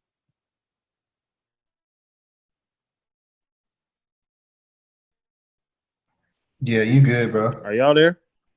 You good. Okay, I'm just making sure people. All right. Oh, this is wild. Let me show y'all this. Right? This is how you know you're doing something right. Okay, so this, I don't know if y'all have heard of Q Banks. This is Q Banks. This is what he's doing on the 15-minute chart. He's drawing a trend line to buy, right? Okay, without me even seeing his entry, he's already 200 pips in profit, 150 pips in profit, right? Look at my entry. I'm doing the same exact thing he's doing without even knowing it. Without even knowing, and I got a better entry than Q Banks. But look at that lot size, though. Yeah, oh yeah, look at his lot size. Yeah, he made that's like pretty much $20,000 right there. Yeah, he made 20 bands off this. I made yeah, that's $20,000 right there. Yeah, but check what I'm doing up here. I'm hedging this position. You got a better entry, but he got the better lot. Oh yeah, he got the better lot for sure. Definitely got the better lot. Yeah, but this was an entry that I hedged, right? I didn't want to close this sale because this was when we got that news that we could be implementing 25% more tariffs starting September. Was it September or October? So I caught that entry. We got the tariffs tweet. I caught that. I'm like, okay. And then this correction, I'm like, this is fake. This is a fake pullback, but I'm gonna hedge it anyway. And I hedged this buy. And then what happened was I ended up closing this buy and continuing the sale. The sale went for 1,500 pips. I bullshit you not. Let me show you the sale. That's like 700 right there. Yeah, that's 700 right there.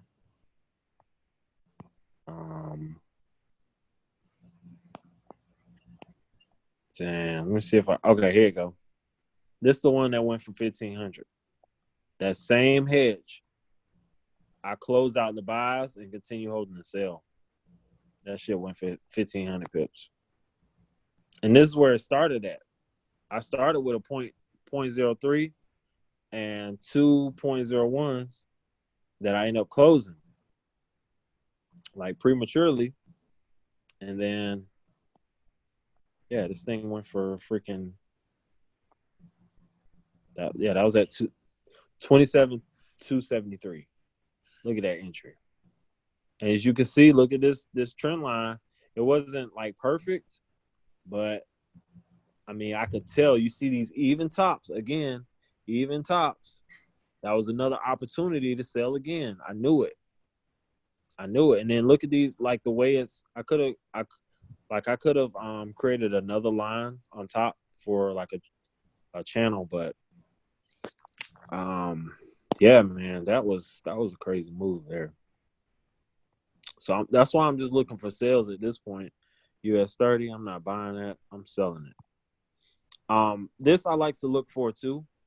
If you look at this rounding sort of effect, like within this, on top of the wick, like on top of the candles, if you start seeing it rounding off like that, and then the bottom rounding off like that, you know that it's finna buy.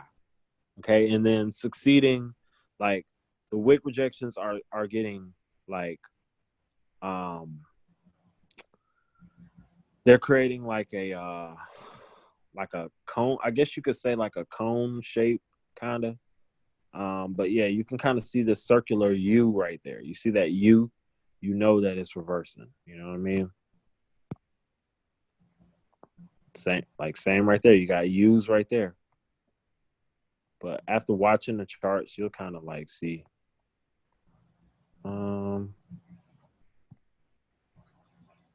Same thing with gold.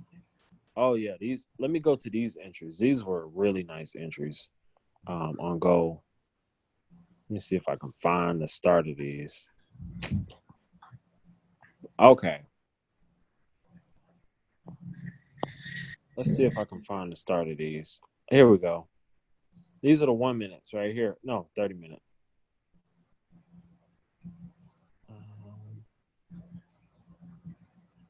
I want to show y'all these 1 minutes though. Damn, I ain't got them. But you can kind of see on this one, perfect trend line, right? Perfect trend line. We got the wick rejection at about 9:30. This is me holding it throughout the day. Yeah, you just keep getting entries off the trend line there.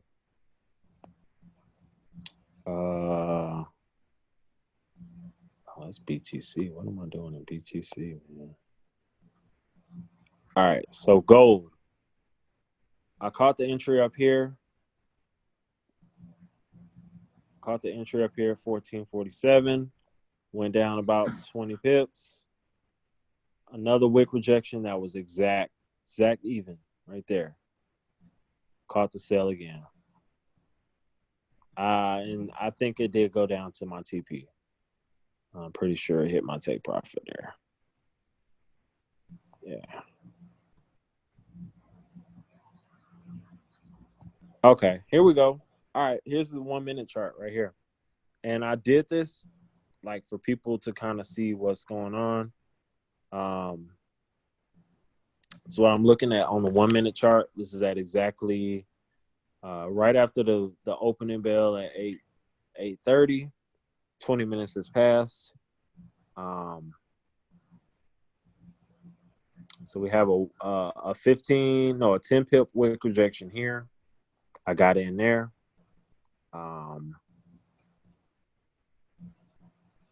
No, I'm sorry. I got in up here actually.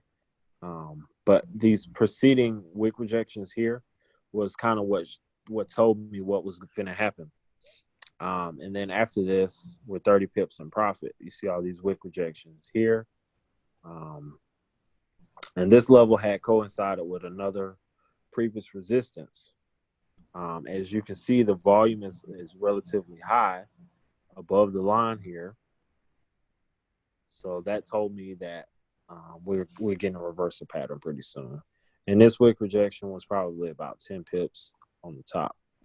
So anything like 10 pip wick rejection and above, you kind of want to take notice. Look at this. Another wick rejection along the top, pretty even. Look at how big this wick is over here, though, compared to this wick. But if you see that on the 1 minute chart, you know what's going to happen. You know what's about to happen. This happened at, I want to say this is the 10 o'clock candle. We start seeing this volume. Yeah, 10 o'clock. So of course I got this entry.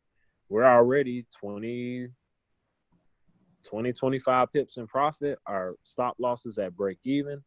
We don't care. It's at in profit actually. So at this point, we don't care. We can let this ride. We can close out that 0.50 sell and let the 0.25 ride, because we can take the 20 pips. That's $100 on the 0.50 and let the 0.25 ride and see what happens. Look at this green line here. Resistance, resistance, more resistance. So I sold again. Okay, when you got all these wicks lining up in the same area like this, you gotta pay attention to that. So, and then you could trade. I guess you could call this a sideways channel, but you could trade this top to bottom. Look at how it's respecting the top and the bottom of this. You could trade that channel like back and forth. Buy at the bottom, sell at the top. Okay, and then we have trend line here. I definitely would have bought off the trend line for sure. Both times, there and there, I would have bought, and I would have been in profit. 14.15 to 14.28. That's 130 pips. Okay, and from the top, 14.30 to 14.15. That's 150 pips. So yeah, you could have made money there. Look at this. We're on the 1 minute chart, right? 14.33. The wick rejection. What you'll notice on gold is sometimes the wicks aren't as loud or as big, but the preceding one, look at that. Look at how big it was. I didn't get in on that one, but I did wait till I get that third touch, and then boom, look at that drop. 14.33 to 14.23. That's 100 pips in a matter of 10 minutes. Look at my, I didn't even get a chance to put my stop loss in at break even. That's how quick it was. That's that same entry, I think. 14.33. Look at that. Look at that entry. You know what I'm saying? And then look where it's going. You know where I'm going when it gets to the trend line. I'm looking for a buy again. I'm looking for a buy. As soon as they hit that trend line, or as soon as they line up with like an even bottom there, if it's an even bottom and lines up with those, that's money. If it lines up with support that's pretty even, then yeah, you get back in. Look what I did. I'm hedging my position. That was a 0.25. I took off 0.10, and I'm buying now 0.25. And my stop loss is already in profit. Okay, because so now it can hit my stop loss. I don't care, because it's in profit. This is a buy on US 30 off the trend line. We got multiple wick rejections, even bottom there off the trend line. Yeah, I mean, trend lines, man. Trend lines is like all I trade. Them trend lines, man. You killing it, man.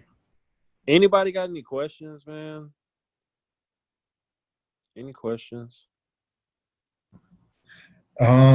So I mean, Felix, like, you can sell and buy. I mean, he's just basically buying at the top and bottoms of trend lines or channels. So like he's basically respecting the support and resistance of the trend line. Like, either he's at the top of a trend line, he's taking a sell, or he's at the bottom of a trend line, he's taking a buy.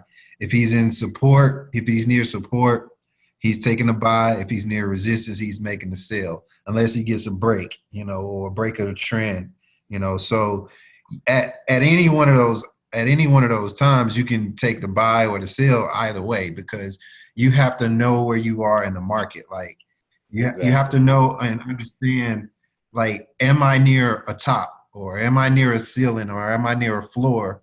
Like this particular image that he has up now, all the wicks at the bottom, show you that you're near the floor, you're near support. And that's why he took this buy from support level, this low, where he took this buy at 0.5. And then his sell at the top, he's selling it because it's consolidating in between a particular area. So he knows that he can take a sell from the top of this consolidation area or buy bottom of the consolidation area. So you can take trades in both directions and still make money, you know. And it is nothing. I mean, there are some brokers that prevent you from doing it. Yeah. I know one in particular. A lot of the U.S. brokers don't allow you to do that. So that's yeah. You know, it's because we're regulated differently. I think they don't allow you to do that. Yeah. I think it's because Yeah. the banks use it. They don't want. It's an advantage. It really is an advantage in our favor. Because look at this trade, right? Look at this trade. I sold at the bottom and I bought at the. I bought at the bottom and I sold at the top.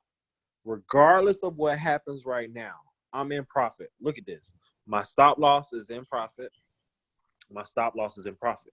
All I have to do in this exact situation is on this sale, turn this 0.50 into a 0.225. Take partial profits. Now my entry is I made $2.50 versus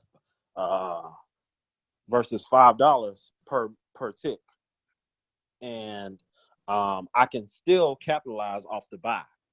This buy I can make money going up. So regardless of what happens, I'm making money going up and down. But it's an even hedge. I typically don't even my head. Like I typically have a hedge that's that makes more either going up or going down, than they're never usually even. But in this particular situation, I did an even hedge.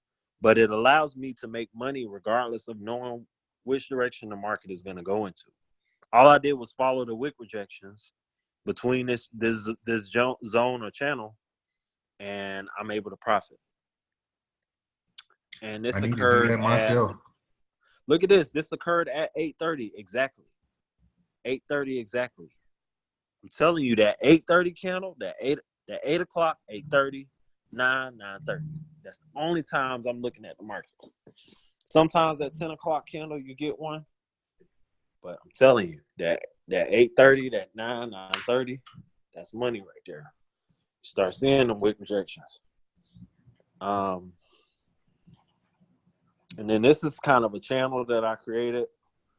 You can sell at the top, buy at the bottom. We got Trendline respect. This is perfect entry for me. You know what I'm saying? Look at all these wick rejections off the bottom.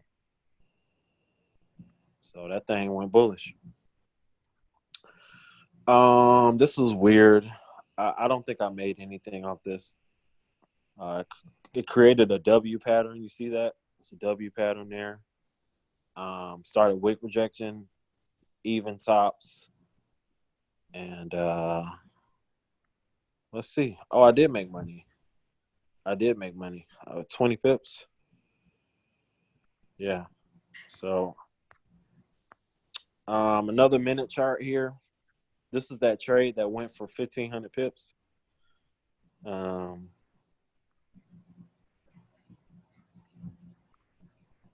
Oh, that's my color scheme.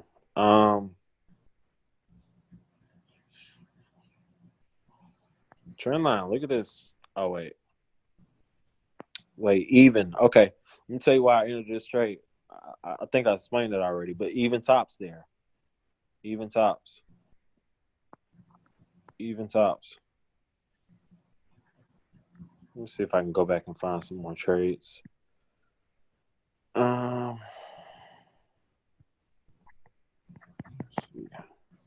this thing go all the way back. I just got a folder full of screenshots of trades, man.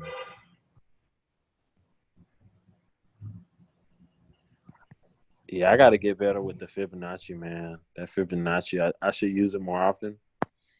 But here's At a least trade. like early, like using it now, but like once you figure out those levels, like you won't even need them anymore. Yeah. I feel it. I feel you. Oh no, don't do that no more. It's just crazy. I can go back and look at these are from May. I don't even trade like this anymore. It's just crazy to see the progression. Like if you just go back and look at your old charts, you can kind of like see the progress. I don't even trade how I used to trade no more. Definitely style has changed, man. I just want to see if I can find one more chart for y'all, and then I'm kind of answer some questions or something.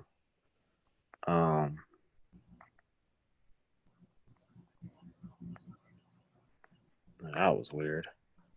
Look at that. It went. This is at 8:54 a.m. Look at what happened. This typically does not ever happen. This kind of whipsawing, but like 100 pip whipsaw. I didn't take the trade. I don't think did I? Maybe I did. That was a stupid trade. But yeah, I think that's all I got, man, as far as trades and charts is concerned. Is there anything else I can show y'all? Any questions while I'm here, man? I know y'all got questions.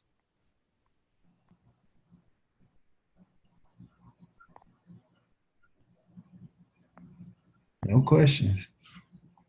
Everybody understand everything, huh? Right. Nah, man, listen. The to new traders. The way I learned is by asking hella questions. And when you have somebody who already been through what you're trying to go through, you can like beat the curve. Like you can accelerate the curve by asking a whole lot of fucking questions. Yep.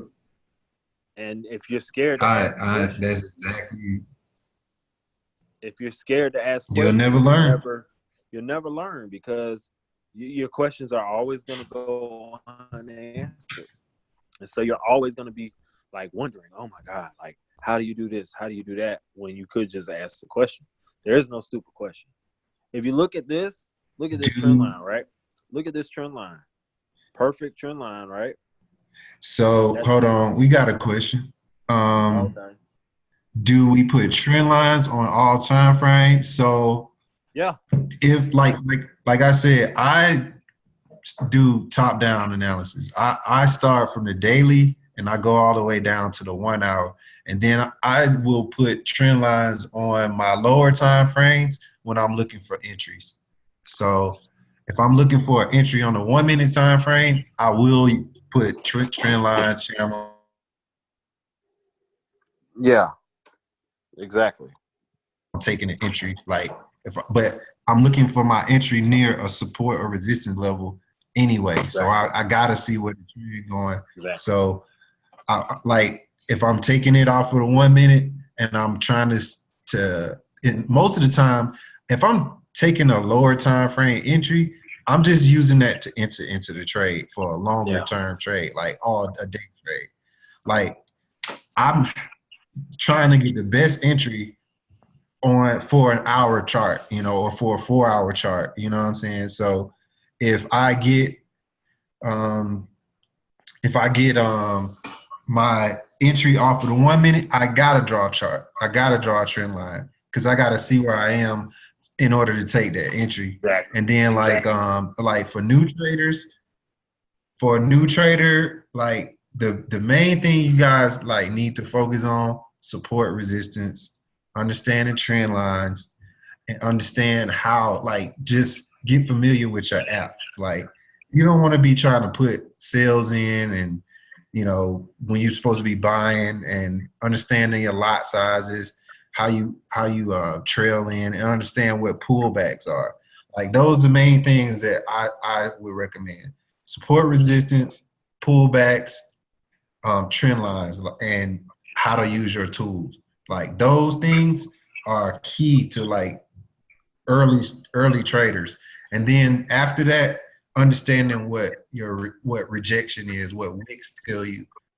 Wicks tell you everything you need to know about the market. Like it tell you when you get adjustments. It tell you when the market is changing directions. It tells you when you got a continuation in the market in either direction. So, Study them patterns. yeah. Study them patterns, man. Y'all can unmute yourself. I'd rather y'all talk than you know.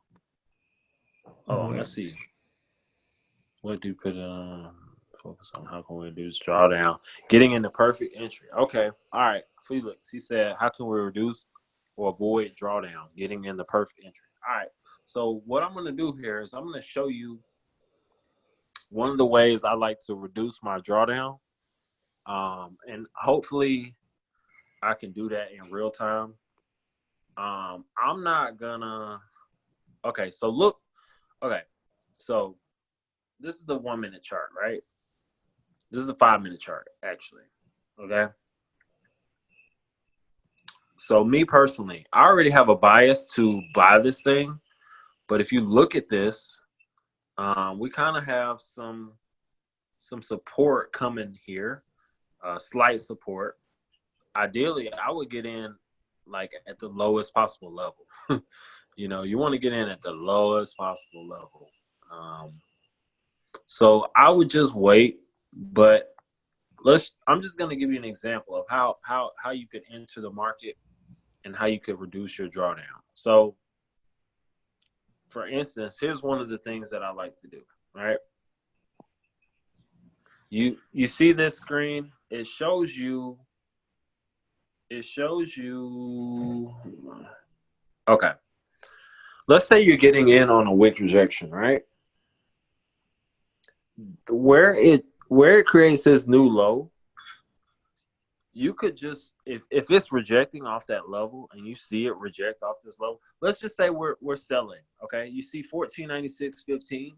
If we put our stop loss 1496.16, 0.17, our stop loss is just above the most recent high. Or if we're selling, our stop loss would be at 1495. I'm sorry, if we're buying, our stop loss would be at 1495.62, 61. Okay, see that? So that's one of the ways you can reduce your drawdown is by making your stop loss a little bit tighter. But the thing is, you want to get in off the wick rejection, because if you miss that wick rejection, that's your opportunity to like get in when it's reversing. And when you get in when it's reversing, your stop loss is smaller than if you were to wait and get in. You know what I'm saying? Or you were to wait if you were to get in when it's like already moving. So I could just I could hold here and release it and my stop loss would be, let's see, from where price is 5 pips. You know what I'm saying? Ideally, that's too tight. But if we had a long wick rejection, we could just put our stop loss there below the most recent wick if you get in at the right point. So that's how you reduce your drawdown. Get in at the right time after a wick rejection, and then putting your stop loss right below that wick rejection or above that wick rejection if you're selling. Does that make sense?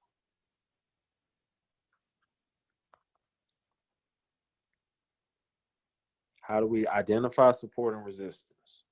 Okay. So again, support would be like a support of your house. It's the bottom.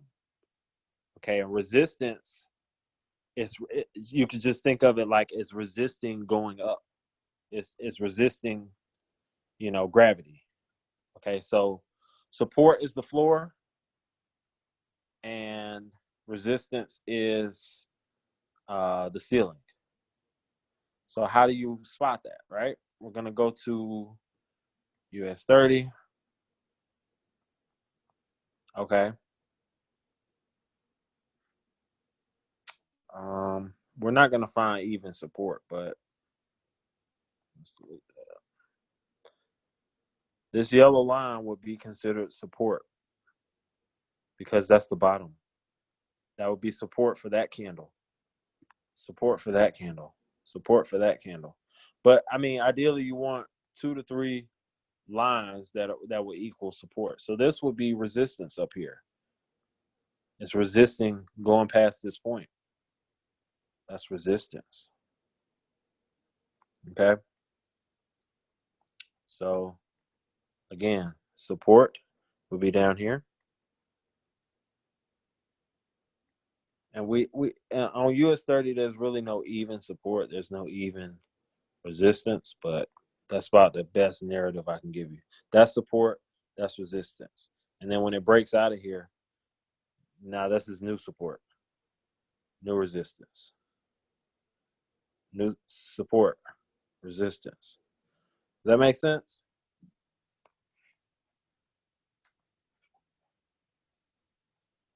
Oh, crap, I'm just not seeing this thing. 250 pound.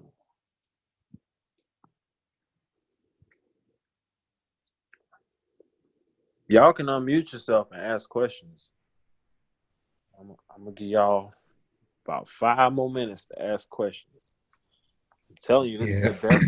This is the best time to ask questions because you have people that are where you're trying to be, and we're willing to give you all this information. So you might wanna ask questions, even if it seems like stupid or crazy. It's worth asking the question. It really is.